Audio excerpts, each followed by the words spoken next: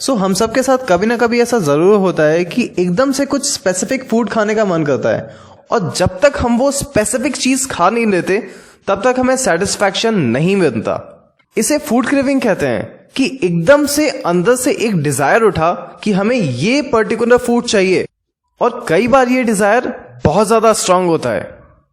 अब प्रॉब्लम ये है कि हम ज्यादातर उन चीजों के लिए क्रेव करते हैं जो कि हमारी बॉडी के लिए अच्छी नहीं होती। अब यहाँ पे इश्यू ये है कि ये क्रेविंग्स टाइम के साथ कम नहीं होती और बढ़ती जाती हैं। एक बार आपको क्रेविंग हुई और आपने वो फूड खा के वो क्रेविंग को सेटिस्फाई कर लिया, अब वो क्रेविंग वापस आएगी और ज्यादा स्ट्रांग वे में आएगी। इसीलिए लोग फास्ट फूड के एडिक्ट बन जाते हैं।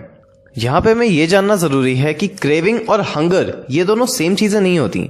हंगर हमारी बॉडी का वो मैकेनिज्म है जिसके थ्रू हमें ये पता चलता है कि हमारी बॉडी को फूड की जरूरत है। On the other hand craving is something different. Cravings बहुत ही स्पेसिफिक होती हैं। हमारा कोई एक पर्टिकुलर टाइप का फूड खाने का ही मन करता है। इसको हम ऐसे समझ सकते हैं कि हंगर हमारे बॉडी की नीड है और क्रेविंग हमारे माइंड का डिजायर है। तो अभी ये देखते हैं कि क्रेविंग्स क्यों होती हैं। इसका पहला रीजन ये है कि कई बार हम फूड को किसी कॉन्टेक्स्ट, किसी मेमोरी या किसी पास्ट एक्सपीरियंस के साथ कनेक्ट कर देते हैं।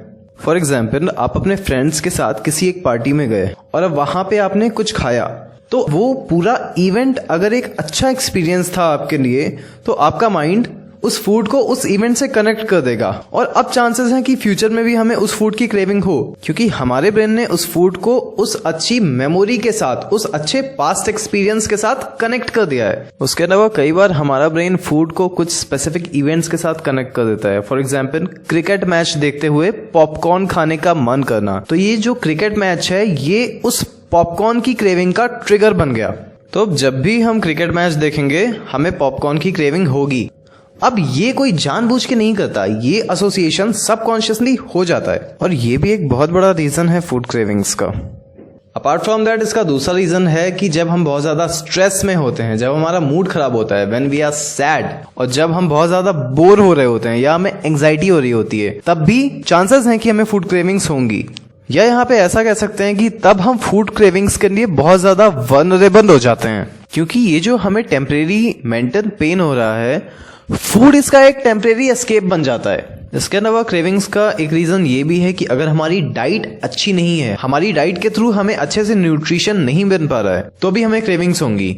हमारी बॉडी में अगर अच्छे से प्रोटीन नहीं जा रहा है। अब यहाँ पे एक बात मैं प्रोटीन के बारे में बताना चाहूंगा कि प्रोटीन को ब्रेक डाउन होने में बहुत वक्त लगता है। तो अगर हम हमारी डाइट में sufficient amount of protein add कर रहे हैं तो हमारी बॉडी बिजी रहेगी उस प्रोटीन को ब्रेक डाउन करने में और हमें क्रेविंग्स कम होंगी। तो अगर हम अपनी डाइट में प्रोटीन का अमाउंट बढ़ा देते हैं तो क्रेविंग्स कम हो जाती हैं। अपार्ट फ्रॉम दैट, कुछ रिसर्च से ये पता चला है कि अगर हमारी बॉडी में हाइड्रेशन प्रॉपर नहीं है, यानी कि हम अच्छे से पानी नहीं पी रहे, तो भी हमें फूड क्रेविंग्स होंगी। अब हम फास्ट फूड के लिए इसलिए क्रेव करते हैं क्योंकि फास्ट फूड हमारे ब्रेन के डोपामिन रिवॉर्ड सिस्टम को अफेक्ट करता है। जब भी हम फास्ट फूड खाते हैं तो ब्रेन में डोपामिन रिलीज होता है, लेकिन वो बहुत ही शॉर्ट टाइम के लिए होता है और जैसे ही उस डोपामिन का लेवल वापस से नीचे जाता है, हमें वापस से क्रेविंग्स होना स्टार्ट हो जाती हैं और तब हमें वो फास्ट फूड वापस से चाहिए। इसीलिए लोग फास्ट फूड के एडिक्ट हो जाते हैं। तो ये कुछ ऐसे रीजंस थे जिनकी वजह से फूड क्रेविंग्स होती हैं। अब अगर हम अपने किसी फिटनेस गोल को अचीव करना चाहते हैं तो हमें ये पता होना चाहिए कि इन फूड क्रेविंग्स से कैसे डील करना है। तो अब नेक्स्ट वीडियो में हम ये बात करेंगे कि फूड क्रेविंग्स को कैसे कम करें या कैसे खत्म करें। तब तक के लिए स्टे ट्यून्ड।